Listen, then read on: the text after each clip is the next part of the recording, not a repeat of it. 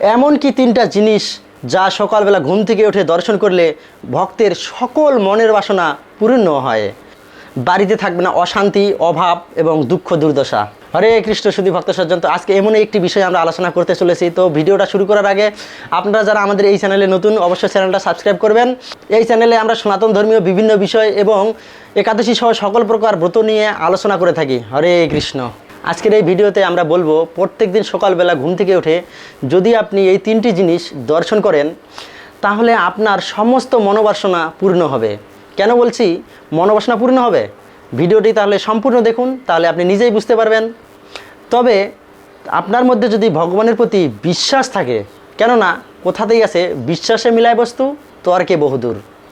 শুধু তাই নয়, শাস্ত্রে এও বলা হয়েছে যদি এই তিনটি জিনিস কোনো ব্যক্তি সকালবেলা এরকম এক সপ্তাহ অথবা এক মাস দর্শন করতে পারে তাহলে শীঘ্রই তার সেই ব্যক্তির মনোবাসনা পূর্ণ হবে এবং এমনকি সেই ব্যক্তির যদি কোনো ঋণ থাকে সেই ঋণ থেকে সে মুক্তি পাবে।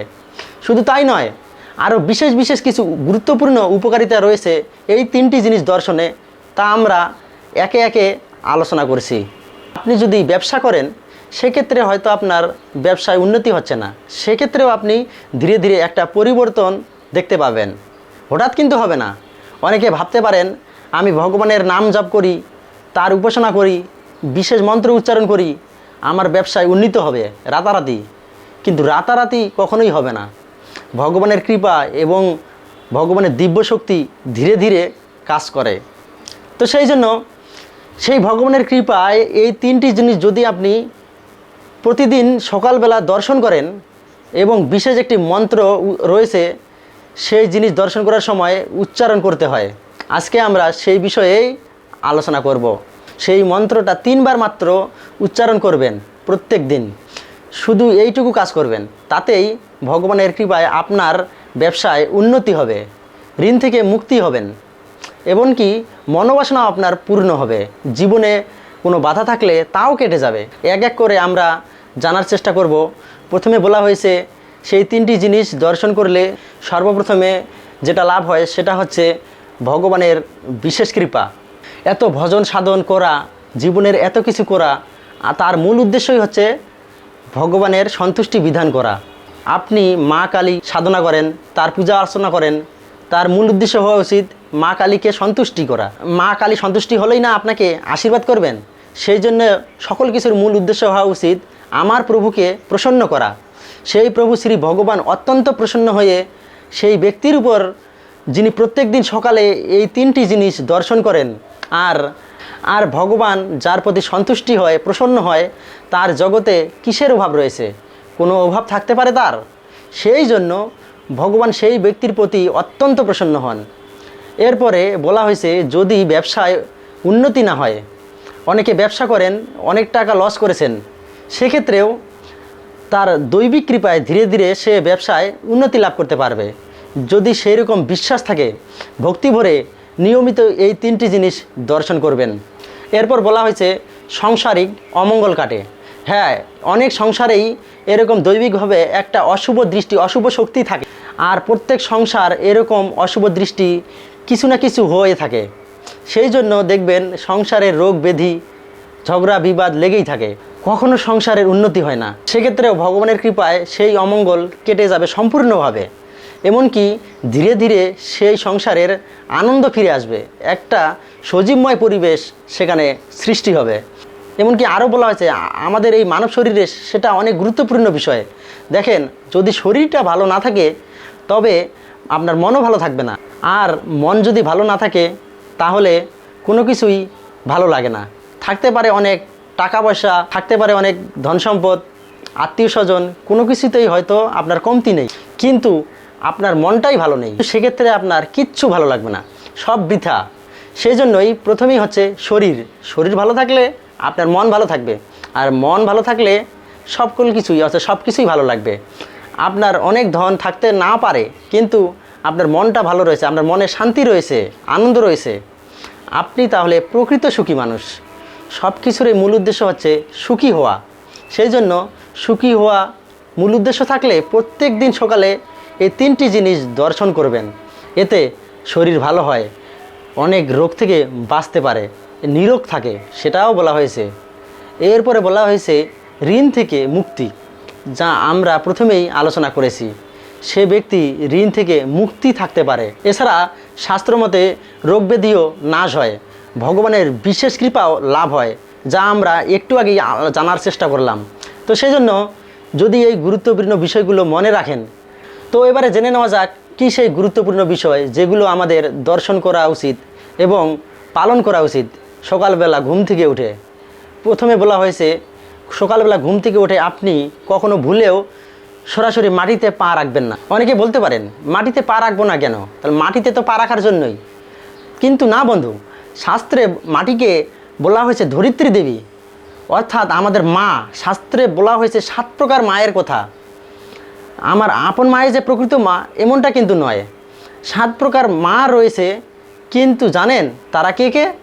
তারা হলেন 1 নম্বরে আত্মমাতা অর্থাৎ নিজের মা, 2 নম্বরে গুরুপত্নী অর্থাৎ গুরুদেবের স্ত্রী গুরুমাতা, 3 ব্রাহ্মণী অর্থাৎ ব্রাহ্মণ পত্নী, 4 রাজপত্নিকা অর্থাৎ রাজার স্ত্রী অর্থাৎ রাজমাতা বা রানী, 5 ধেনু অর্থাৎ গাভী মাতা গরু, 6 ধাত্রীমাতা অথবা দাইমা, যাদের আমরা দাইমা বলে চিনি বা বর্তমানে যাদের নার্স বলা হয়, 7 ধরিত্রী মাতা অর্থাৎ পৃথিবী মাতা। এই পৃথিবী দেবী মানেই হচ্ছে ধরিত্রী দেবী। এই ধরিত্রী দেবীর কৃপায় সমস্ত জীব জগৎ বেঁচে রয়েছে। আমরা যা কিছু খাই, যা কিছু গ্রহণ করি, আহার করে বেঁচে থাকি, সব কিছু এই ধরিত্রী দেবীর কৃপার ফলেই। ধরিত্রী দেবীর কৃপাতেই এত শস্য দানা। সেজন্য সর্বপ্রথম সকালবেলা ঘুম থেকে উঠে সনাতন ধর্ম অবলম্বীরা কৃতজ্ঞতা স্বরূপ সেই ধরিত্রী দেবীকে প্রথমে প্রণাম করতেও বৈদিক যুগে, এমনকি এখনও অনেকেই করে থাকেন। সকালবেলা ঘুম থেকে উঠে প্রণাম করে ধরিত্রী দেবীকে বলতে হবে, হে মা, সারাদিন তোমার উপরে কত অত্যাচার করি, হাঁটাহাঁটি করি, কৃপা করে তুমি আমাকে ক্ষমা করে দাও। এই বলে মন্ত্র উচ্চারণ করতে হয়, বিষ্ণুপত্নী নমস্বামী পাদস্পর্শম ক্ষমেস্বামী। তারপরে সেই মাটিতে পা রাখতে হয়। এরকমভাবে সনাতন ধর্ম অবলম্বীরা কৃতজ্ঞতা স্বরূপ সেই ধরিত্রী দেবীর উপর পা রাখেন, পৃথিবীর উপরে পা রাখেন। এটাই সনাতন ধর্মের বা সনাতন ধর্ম অবলম্বীদের বৈদিক সংস্কৃতি। এরপরে বলা হয়েছে যে সবসময় সকালবেলা উঠে, এটা খুব গুরুত্বপূর্ণ বিষয়, অবশ্যই পালন করবেন। সকালবেলা ঘুম থেকে উঠে কখনো আয়না আগে দর্শন করবেন না, মুখ দেখবেন না আগে। প্রথমে আমরা কি করি, মোবাইলের দিকে তাকাই কয়টা বাজে, অথবা আয়নার দিকে তাকাই। কিন্তু তার পূর্বে যে কাজটি করবেন, বিছানায় বসে সকালবেলা এরকম কর দর্শন করবেন। এটা প্রকৃত জ্যোতিষশাস্ত্র বলে এবং তান্ত্রিক শাস্ত্র বলেন, এমনকি আপনি বেদ বলেন, একই কথা বলা হয়েছে। সর্বপ্রথম কর দর্শন করবেন। এই কর কেন দর্শন করবেন? কেননা করের অগ্রভাগে লক্ষ্মী থাকে এবং করের মধ্যভাগে সরস্বতী থাকে এবং সবশেষে নিচে করের মূলে সেখানে থাকেন গোবিন্দ অর্থাৎ ভগবান শ্রীকৃষ্ণ। তো সেজন্য কর যদি আপনি দর্শন করা যদি হয়, তাহলে লক্ষ্মী নারায়ণ অথবা রাধাকৃষ্ণ এবং সরস্বতী দেবী সকলকেই কি দর্শন করা হয় এবং সেই দর্শন করার ফল লাভ হয়। এতে কি হয়, সেই ব্যক্তির জীবনে যদি বা যত বাধা বিপত্তি থাকে, সকালবেলা শুরুটা হয় তার ভগবান দর্শন করার মাধ্যমে অর্থাৎ দেবদেবী দর্শন করার মাধ্যমে। তার জীবনে যদি কোনো বাধা বিপত্তি থাকে, তার সেই বাধা বিপত্তিও কেটে যায় ভগবানের বিশেষ কৃপার ফলে। এমনকি মা লক্ষ্মীকে দর্শন করার মাধ্যমে তার ধন ঐশ্বর্যের কৃপা লাভ হয়। এমনকি সেই ঘরে অলক্ষ্মীর ভর থাকলেও সেটা কেটে যায়। খুবই গুরুত্বপূর্ণ বিষয়, এটা মনে রাখবেন। অবশ্যই প্রভাতকালে উঠে সর্বপ্রথম কর দর্শন করবেন এবং সেই কর দর্শন করার সময় যে মন্ত্রটি উচ্চারণ করতে হবে সেটা 3 বার উচ্চারণ করতে হবে। তা হচ্ছে, করাগ্রহে বসতি লক্ষ্মী, কর মধ্যে সরস্বতী, কর মূলে গোবিন্দ, প্রভাতে কর দর্শনম। আমি মন্ত্রটি আরেকবার বলছি, করাগ্রে বসতি লক্ষ্মী, কর মধ্যে সরস্বতী, কর মূলে গোবিন্দ, প্রভাতে কর দর্শনম। এই মন্ত্র উচ্চারণ করে তারপর কর দর্শন করে তারপর ভগবান শ্রীকৃষ্ণ, লক্ষ্মী এবং সরস্বতী এবং গোবিন্দকে প্রণাম করবেন। এভাবে দিনের শুরুটা করবেন এবং আরেকটা যে গুরুত্বপূর্ণ বিষয় রয়েছে তা হচ্ছে সকালবেলা ঘুম থেকে উঠেই আপনি কাজ শুরু করবেন না। সকালবেলা ঘুম থেকে উঠে প্রথমে আপনি কি করবেন, যেভাবেই থাকুক না কেন কোনো সমস্যা নাই, প্রথমে আপনি ভগবানের মন্দিরে যাবেন। মন্দিরের দরজা যদি খোলা নাও থাকে, তাছাড়া মন্দির না থাকলেও ভগবানের চিত্রপট, ভগবানের ফটো যদি থাকে, সেই দিকে তাকিয়ে হলেও ভগবানকে একটা প্রণাম করবেন। যিনি অনন্ত কোটি ব্রহ্মাণ্ডের মালিক, আমাদের সকলের প্রাণ উজ্জীবিত করে রেখেছে, সেই ব্যক্তি আমাদের হৃদয়ে না থাকলে আমরা কি কোথায় বলতে পারতাম না, চলতে পারতাম না। সেই ভগবানকে একবার প্রণাম করবেন। এরপর আপনারা সর্বপ্রথম স্নান করে পবিত্র হবেন এবং তারপর ভগবানের একেবারে সামনে যাবেন, অর্থাৎ ভগবানের চিত্রপটের একেবারে কাছে গিয়ে ভগবানকে স্পর্শ করে প্রণাম করবেন। তো এতক্ষণ যে আমরা মন্দিরে ভগবান দর্শন এবং মন্দিরের দরজা বন্ধ থাকলে চিত্রপট দর্শন করে প্রণাম করা, এটা আপনারা করবেন দূর থেকে। অর্থাৎ স্নান করার আগে, ঘুম থেকে উঠে স্নান করার আগে আপনারা দূর থেকে এভাবে প্রণাম করতে পারেন। এবং এর পরবর্তীতে আপনারা সর্বপ্রথম স্নান করবেন এবং স্নান করে কি ধৌত বস্ত্র, অর্থাৎ ধোয়া পরিষ্কার পরিচ্ছন্ন কাপড় পরিধান করবেন। তারপরে আপনারা সর্বপ্রথম ভগবানের একেবারে কাছাকাছি যাবেন। মন্দির খোলা থাকলে মন্দিরের ভিতরে প্রবেশ করবেন। গৃহমন্দির অর্থাৎ বাসা বাড়িতে যে মন্দির রয়েছে আপনার, মন্দিরের ভিতরে প্রবেশ করবে, ভগবানকে সুন্দরভাবে দণ্ডবত প্রণাম করবেন এবং চিত্রপটে যদি থাকে তাহলে চিত্রপটে ভগবানের চরণে হাত ছুঁয়ে সুন্দর করে প্রণাম করবেন। তারপরে আপনারা যদি সম্ভব হয়, সময় থাকে, তাহলে ভগবানের নাম জপ করবেন 108 বার। ভগবান শ্রীকৃষ্ণের নাম অথবা হরে কৃষ্ণ মহামন্ত্র, অথবা যে যে ধর্মে রয়েছেন কেউ শিব মন্ত্র উচ্চারণ করেন। এভাবে এক মালা আপনারা 108 বার সেই মন্ত্র উচ্চারণ করবেন, জপ করে ধীরের শুরুটা করবেন। এটা করলে আপনার কি হবে, দেখবেন ভিতর থেকে একটা দিব্য শক্তি, একটা অলৌকিক শক্তি আপনাকে প্রভাবিত করবে, অনুপ্রাণিত করবে এবং দেখবেন সমস্ত কাজ আপনার আনন্দের সাথে হয়ে যাচ্ছে। করেন এরকম আপনি 7 দিন করেন, দেখবেন 1 মাস করেন, দেখবেন আপনি খুবই আনন্দ পাচ্ছেন। যেটা করলে অবশ্যই 3টি জিনিস মনে রাখবেন, অবশ্যই 3টে জিনিস মনে রাখবেন। এবং সবশেষে যে বিষয়টি বলবো তা হচ্ছে খুব ভোরে ঘুম থেকে উঠবেন, অন্ততপক্ষে সপ্তাহে 1 বার ব্রহ্ম মুহূর্তে ঘুম থেকে উঠে সৃষ্টিকর্তার বন্দনা করবেন।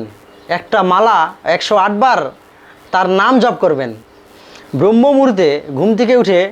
এরকম করলে ধীরে ধীরে আপনার জীবনে কোনো অশান্তি থাকবে না এবং দেখবেন, তাহলে বুঝবেন কিভাবে এর ফল আপনারা হাতে নাতে পাচ্ছেন। সুপ্রিয় ভক্তরা, আপনাদের মনের ভক্তি যদি সত্যি হয়ে থাকে তাহলে কমেন্ট বক্সে অবশ্যই লিখে যাবেন হর হর মহাদেব, জয় শ্রীকৃষ্ণ, জয় শ্রীরাম। সেই সাথে দেবাদি মহাদেব এবং পরমেশ্বর ভগবান শ্রীকৃষ্ণ আপনাদের সকলকে যেন ভালো রাখে, সুস্থ রাখে, আপনাদের পরিবারকে সদা সর্বদা তাদের কৃপা দৃষ্টি বজায় রাখে। এই বলে আজকের ভিডিও এখানেই শেষ করছি। হরে কৃষ্ণ। আজকের এই ভিডিওটি ভালো লাগলে আপনারা একটি লাইক করবেন এবং অবশ্যই চ্যানেলটি সাবস্ক্রাইব করবেন। এরকম নিত্য নতুন সনাতন ধর্মীয় বিভিন্ন বিষয়ক ভিডিও এবং একাদশী সহ বিভিন্ন ব্রত সম্পর্কিত ভিডিও পেতে চ্যানেলটিকে সাবস্ক্রাইব করে পাশে থাকুন। হরে কৃষ্ণ।